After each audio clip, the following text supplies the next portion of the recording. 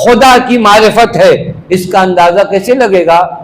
بر الوالدین، پہچاننا ہے خدا کا بندہ ہے یا نہیں ہے، تو فقط اسے مسجد میں صف اول میں دیکھ کر خدا کا بندہ نہ کہہ دینا، بلکہ اس کے گھر جاؤ، دیکھو اگر ماں باپ کے سامنے جھک کر سر جھکاتا ہے تو خدا کا بندہ ہے، وگرنہ مسجد میں آ کر صرف سر پھوڑ رہا تھا۔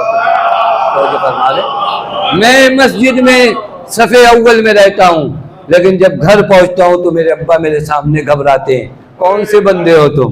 بندگی یہاں سے پتہ چلے گی، یہ تم نے نماز تو ہو سکتا عوام کے لیے پڑھی ہو، میری اصل معرفت کہاں پر ہے؟ ماں باپ کے حضور میں کیسا؟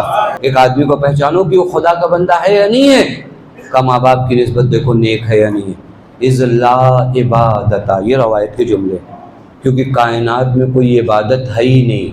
اسرا بلوغن الی رضا اللہ، جو تم کو خدا سے راضی کر سکے سوائے ماں باپ کی نسبت رحم و کرم۔ خدا کو راضی کرنا چاہتے ہو، بہترین عبادت خدا کو راضی کرنے کی کیا ہے؟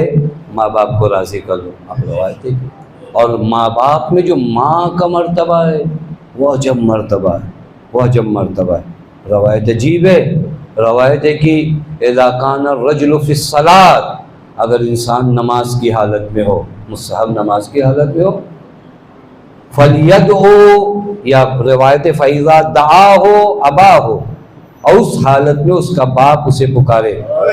اب جب نماز کی حالت میں ہو اور باپ پکارے فَلْيُسَبَّحْ، تو سبحان اللہ تھوڑا تیز کہے تاکہ باپ سمجھ جائے کہ نماز پڑھ رہا ہے۔ وَلَكِنْ إِذَا كَانَ دَعَتْهُ أُمَّاهُ، لیکن اسی نماز کی حالت میں ہو اور اگر ماں پکارے فَلْيَقُلْ لَبَّيْكَ، تو اب سبحان اللہ نہیں کہنا بلکہ کہنا میں آ رہا ہوں۔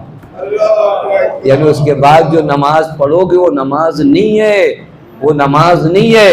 یہ نوجوان بچے سنیں کہ جو کبھی عزاداری کا بہانہ، یہ کبھی نماز کا بہانہ، یہ کبھی مسجد کا بہانہ، یہ کبھی امام بارگاہ کا بہانہ، نہیں ہمیں جلوس میں جانا ہے ہم آپ کی دوا کل لائیں گے، نہیں ہمیں جلوس میں جانا ہے ہم آپ کو ہاسپٹل کل لے جائیں گے۔ خدا کی قسم جس حسین کے لیے جا رہے ہو وہ حسین تمہاری طرف دیکھے گا بھی نہیں، وہ حسین تمہاری طرف دیکھے گا بھی نہیں۔